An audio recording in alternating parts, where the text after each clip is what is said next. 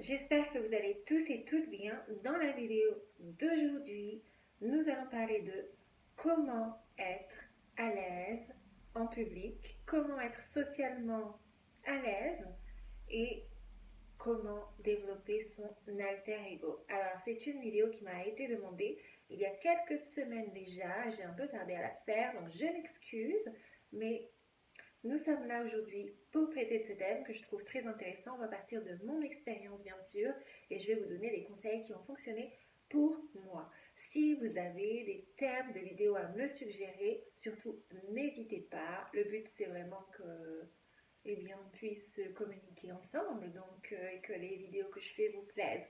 Alors surtout, dites-le moi en commentaire, je serais vraiment ravie. Si vous avez envie d'un petit conseil relationnel, n'hésitez pas également à m'écrire, que ce soit sur Instagram ou sur mon mail qui est en barre d'infos. Je me ferai une fois de vous aider comme je peux et de vous répondre. Il suffit juste de changer votre prénom. Si la vidéo vous a plu, n'hésitez pas à la liker et à vous abonner. Ça me fait également très très plaisir bien sûr. Donc on va pouvoir commencer.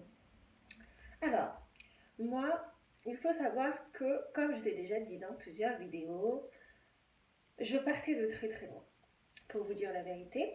Alors, pas tant durant mon enfance, j'ai eu une enfance plutôt très heureuse, où j'étais très sociable et très entourée. Alors moi, je suis enfant unique, en tout cas j'ai grandi en tant qu'enfant unique. Et j'ai un demi-frère maintenant, mais il est petit. Et j'avais tout le temps autour de moi plein de copines, plein de copains. Je dormais chez les copines, elles venaient dormir chez moi. J'étais très à l'aise. J'étais toujours la première qu'on mettait au kermesse de fin d'année pour faire la présentation des petites chorales. J'étais très peu timide et ça s'est corsé à l'adolescence où je me suis vraiment renfermée sur moi. Et encore plus, comme je vous l'ai dit, de mes 20 à mes 25 ans, j'ai eu une période où vraiment je ne voulais voir personne et je ne fréquentais personne, je ne sortais que très très peu, c'était presque une phobie sociale à ce stade. Et je me suis dit que décidément cela n'allait pas, qu'il fallait changer cela, que je me fermais à de multiples opportunités et que la vie, ça n'était pas de rester chez soi, que c'était un cocon bien confortable, mais qu'il fallait oser aller à l'aventure. Et donc, au début, quand j'ai recommencé à sortir, honnêtement, c'était très délicat, j'avais peur du regard des autres. Euh, Quand je sortais, j'étais anxieuse, c'est-à-dire que j'étais à la limite du malaise. Je me sentais mal, j'avais besoin de m'asseoir, j'étais vraiment mal à ce point. Donc, comment est-ce que j'ai fait pour changer ça et pour maintenant devenir très très à l'aise, je pense qu'on peut le dire? Je vais vous révéler mes petits conseils et j'espère qu'ils vous seront utiles. Alors, on va commencer déjà par le premier, c'est un conseil bateau, mais vraiment il fonctionne. Inspirez et expirez profondément. Si vraiment vous sentez que vous êtes en proie à ce doute ou à cette anxiété, à ce stress, ça peut vraiment aider à apaiser, à calmer les choses sur le moment présent. Donc, faites cet exercice-là plusieurs fois consécutivement et aussi pensez toujours à avoir de quoi vous hydrater. Moi, je sais que le fait que je boive, c'est vraiment bête, mais le fait de boire beaucoup d'eau, ça aide à me déstresser. Donc, ensuite, une fois qu'on a fait ça, il va falloir changer sa réalité. Et si vous êtes quelqu'un qui avait peur de beaucoup sortir, eh bien, il va falloir y aller. Hein. Il va falloir prendre l'habitude inverse, c'est-à-dire sortir. Sortir, sortir, sortir. Beaucoup. Et ne pas avoir peur de le faire seul. Au début, si vous avez un petit peu peur, vous pouvez être accompagné, mais le but ultime, il est absolument évident que ce soit que vous puissiez sortir en toutes circonstances, peu importe l'environnement, peu importe la sortie, tout seul ou toute seule, et d'être à l'aise avec ça. On oublie par conséquent les écouteurs, d'accord, qui sont là un peu aussi pour nous permettre d'avoir une carapace. Non, le but c'est d'être absolument plongé dans l'instant présent, de se focaliser sur notre environnement, sur ce qu'il se passe autour de nous et d'être connecté à lui. Pour cela donc, il faut enlever tous ces petits subterfuges que l'on a et se focaliser sur qui est-ce que l'on va rencontrer. Une des choses aussi que j'ai appris à faire, que je ne faisais pas du tout et que maintenant je fais tout le temps et qui m'a grandement aidé, c'est peut-être une des choses qui m'a le plus aidé, c'est de créer un contact visuel avec chaque personne que je rencontre. C'est-à-dire que si je marche dans la rue, si je croise quelqu'un, je ne suis pas fuyante du regard. Pas du tout. Je te regarde droit dans les yeux. Alors il y a des personnes bien sûr qui sont évidentes, qui ne vont pas vous regarder, ben, c'est pas grave. Et il y en a, elles, qui vont assurer le contact. Donc le but, c'est de maintenir le regard. Et bien sûr, de faire un petit sourire, ça ne fait pas de mal. Alors, vous savez, des fois, il y a des personnes qui ne vous souriront pas, qui vont vous prendre un peu pour une folle, mais c'est pas grave du tout. Il y a beaucoup de personnes, et ça j'ai été très étonnée, qui seront réceptives. Le but, ici, c'est véritablement de créer sa propre culture. Le but, c'est d'être un leader dans sa vie. C'est-à-dire, je ne suis pas une followeuse. Je n'attends pas que les gens daignent m'accorder une énergie positive. Je suis celle qui leur donne. Et ensuite, libre à eux de me la donner en retour ou alors de passer leur chemin.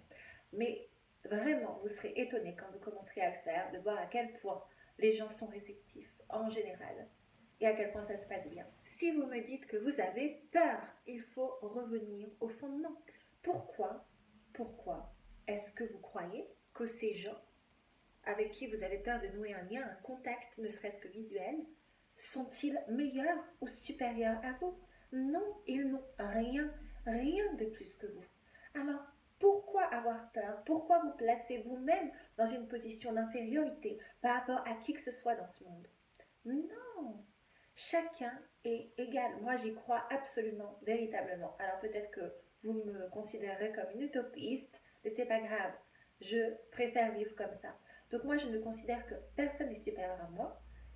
Et ainsi, je n'ai aucun mal maintenant à créer un contact avec qui que ce soit.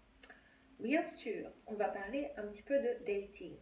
Vous savez, si vous suivez mes vidéos, moi, je considère que les femmes ont le droit d'être proactives et que c'est une nécessité impérieuse si elles veulent faire des progrès dans leur vie amoureuse.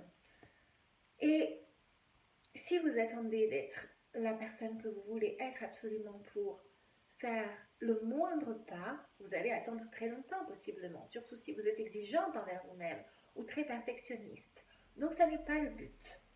Et quand je vois à quel point certains hommes osent, mais moi je suis admirative, avec une excuse vraiment sortie de nulle part, du style « Ah, jolie chaussure, ah, vous avez l'air », ou juste un « Bonjour, ça va ?» et hop, le contact est créé. Il ne suffit que de cela.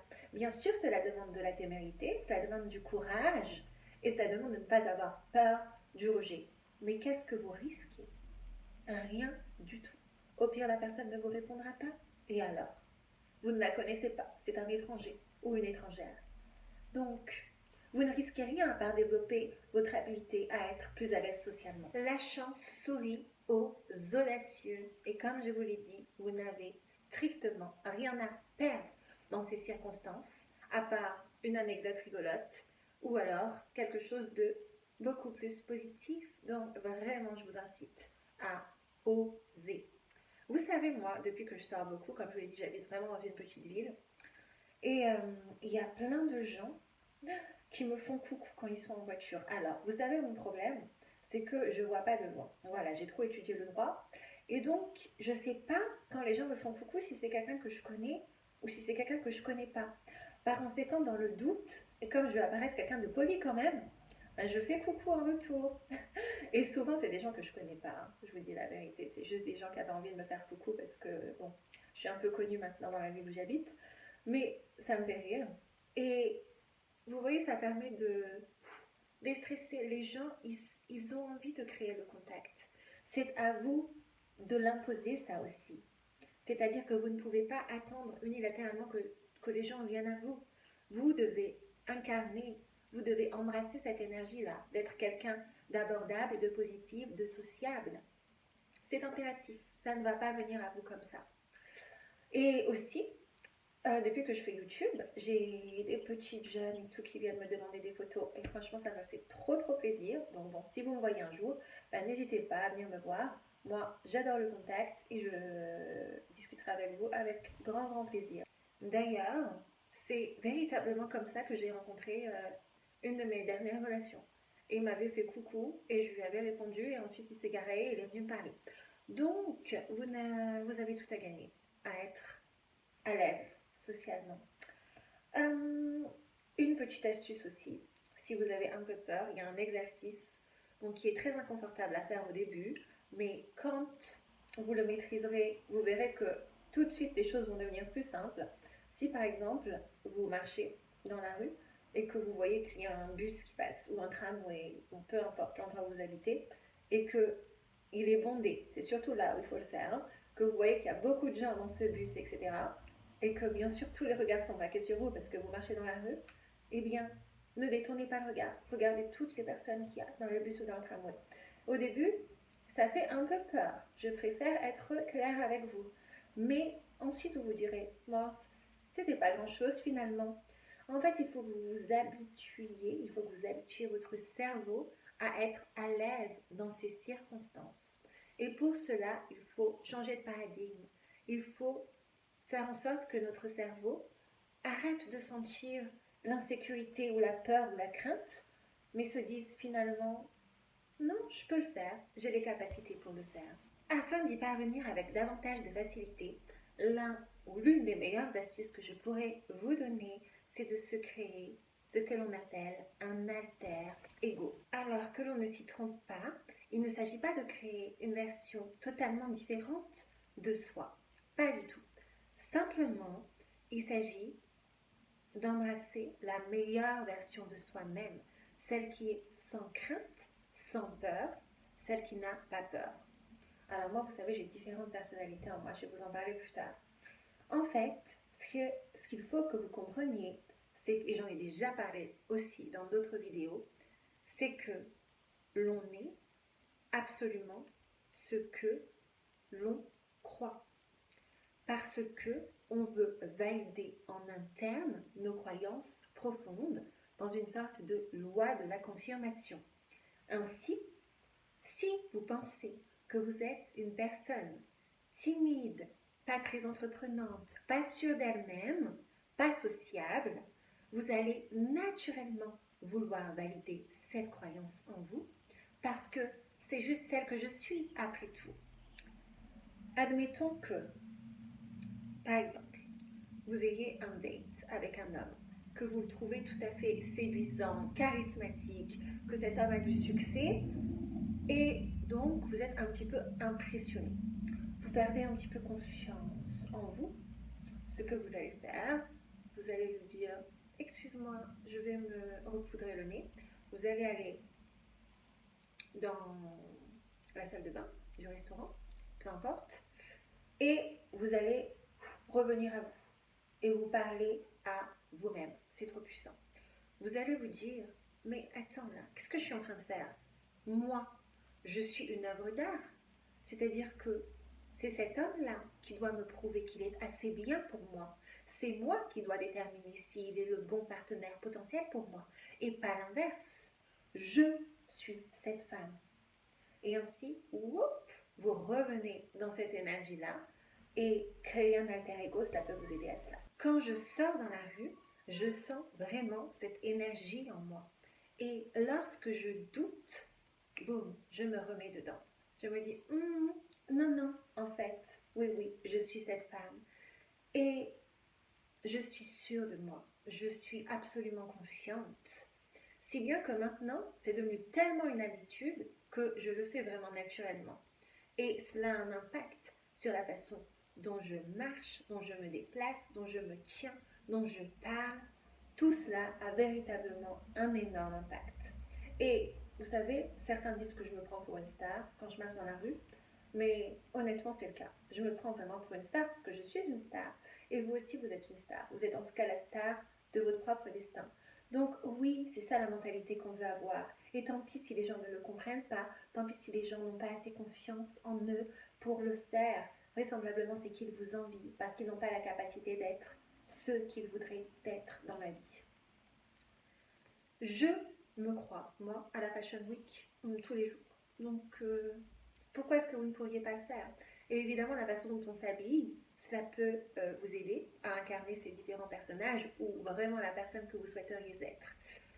Et c'est comme ça que j'en viens à attirer tout un tas de personnes naturellement, sans avoir rien à faire, juste être moi et être dans ma meilleure énergie.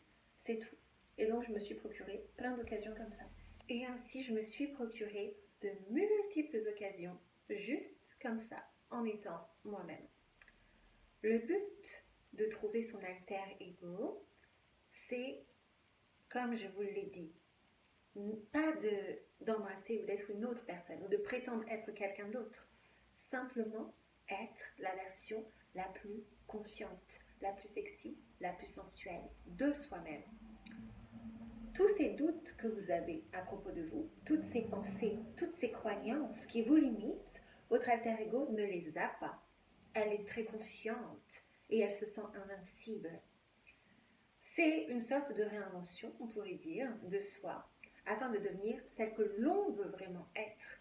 Parfois aussi changer d'air, cela permet de se réinventer et de ne pas avoir peur du jugement. Donc parfois, aller dans une autre ville ou dans un autre pays, ça permet vraiment d'incarner celle que l'on souhaite être. Ça n'est pas jouer un rôle, c'est s'octroyer, s'accorder des dimensions supplémentaires à sa personnalité afin de devenir la version la plus forte et créatrice possible. Si vous vous sentez timide ou pas assez bien pour faire telle ou telle chose, se créer un autre soi peut vous aider à atteindre ce but. Et comme je le disais aussi, s'habiller, changer son style tout simplement, ça peut vous aider à incarner, si vous voulez être plus féminine par exemple, ou être plus sensuelle. Et en ce sens, on peut dire que se créer un autre soi, ça permet de rejoindre son authenticité et d'être la version plus réelle de soi-même.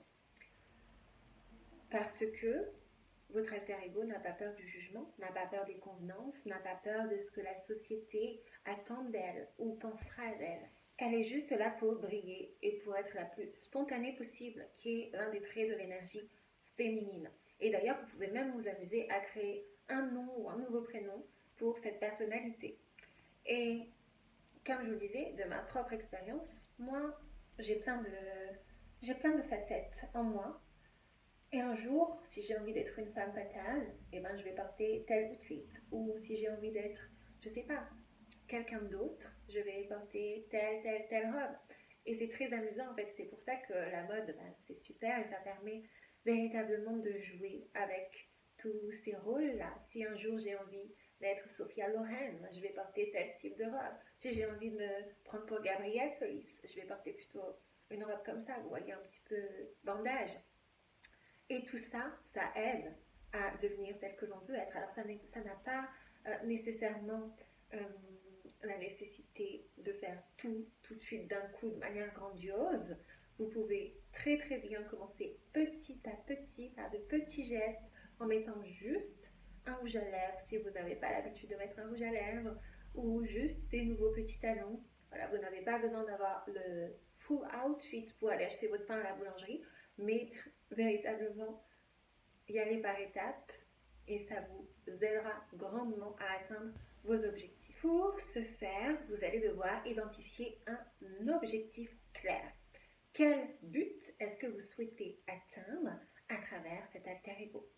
Est-ce que vous souhaitez être moins timide, plus à l'aise en public, plus fidèle à vous-même, tout simplement, plus confiante, créative, plus sexy? Est-ce que vous voulez débuter un nouvel hobby, une nouvelle passion, une nouvelle carrière? Ensuite, vous devez identifier tout cela et choisir la femme que vous voulez être. Comme vous savez, lorsqu'on était petit, à la récréation, et qu'on jouait à incarner des personnages différents, des personnages de films, etc., c'est un petit peu la même chose. Et d'ailleurs, on prenait beaucoup de plaisir à le faire. Bon, là, c'est pareil. Il faut que ce soit fun, il faut que ce soit inventif, il vous y preniez beaucoup, beaucoup de plaisir. Cela peut être une version complètement différente de votre personnalité ou une version plus exagérée de celle que vous êtes déjà. Ensuite, vous allez identifier quelles sont ses manières, comment elle parle, comment elle se comporte, quelles décisions est-ce qu'elle prend, comment elle s'habille, comment elle marche, comment elle bouge ses hanches, quand elle marche aussi. Voilà, toutes ces choses, vous devez les étudier scrupuleusement afin d'incarner pleinement ça. Et comme je vous l'ai dit, le but ultime, c'est qu'ensuite, vous ne jouiez plus ce rôle, mais qu'il soit fondamentalement intégré en vous et que vous le fassiez tellement naturellement que ce sera vous, la version la plus authentique de vous-même. Et enfin, vous devez réfléchir à un cadre. Quelles sont ses valeurs, quels sont ses principes cardinaux dans la vie, et cela vous aidera à prendre les décisions en adéquation avec celles que vous voulez être. Et maintenant, place à la pratique. Bien sûr, pour incarner votre alter ego, il faut pratiquer, pratiquer.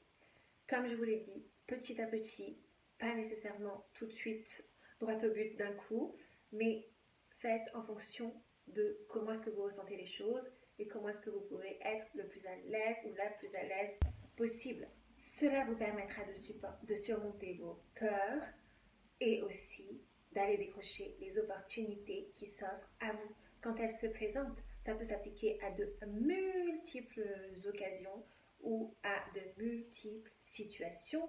Par exemple, si vous avez un entretien d'embauche, que vous êtes stressé, que vous avez peur de ne pas être à la hauteur ou de ne pas être assez bien pour le poste, vous vous remettez tout de suite dans votre énergie et vous vous dites que non, celle que je suis n'a pas peur, celle que je suis est sans crainte. Elle est absolument la bonne personne pour ce poste et elle va y aller et montrer au recruteur qui elle est. Et en faisant cela, cela vous permet de vous distancier des problèmes en quelque sorte et d'enlever le stress inhérent à la situation. Et aussi de switcher votre croyance qui peut être limitante et vous permet dans la même veine d'être plus créative. C'est pour cette raison, comme je vous l'ai dit, que la mode, ça peut aussi vous permettre d'incarner toutes ces multiples facettes de votre personnalité. Et ainsi, cette dernière, elle peut encore plus fleurir et s'épanouir grâce à votre style. La mentalité, c'est je suis absolument celle que je veux être et j'agis en conséquence. Se créer un alter ego, ça peut enfin permettre d'échapper à la monotonie du quotidien et de mettre un petit peu de piment dans votre vie tout en vous offrant, comme je vous le disais, de multiples opportunités. Peut-être que votre alter ego va se battre pour aller décrocher cette promotion, pour aller lancer ce nouveau business que vous avez toujours eu peur d'expérimenter parce que vous aviez un manque d'estime de vous ou pas assez confiance en vous. Toutes ces choses-là, votre alter ego ne les a pas. Elle sait qu'elle est à la hauteur, absolument. Donc, pratiquez, bien sûr. Si vous avez peur aussi de parler en public, par exemple, ou si vous êtes timide à ce point-là, un petit type bonus, ça serait d'arrêter avec les textos et de faire uniquement des messages vocaux. Messages vocaux, et de se forcer à réécouter sa voix. Comme ça, eh bien, vous pourrez travailler sur elle, vous apprendrez à être confortable avec votre voix, avec votre intonation, et cela vous permettra, quand vous devrez prendre la parole, d'être moins stressé parce que vous saurez qui vous êtes et comment est-ce que vous donnez. Donc ça aussi, c'est quelque chose que je fais beaucoup. Moi, messages vocaux tout le temps. Donc voilà, j'espère que cette vidéo vous aura plu, qu'elle vous aura un petit peu aidé. Si c'est le cas, n'hésitez pas à me dire tout cela en commentaire, j'en serais vraiment ravie. Et en attendant une prochaine vidéo, je vous remercie beaucoup d'être resté jusqu'au bout et je vous fais de gros bisous. Prenez bien soin de vous. Bye!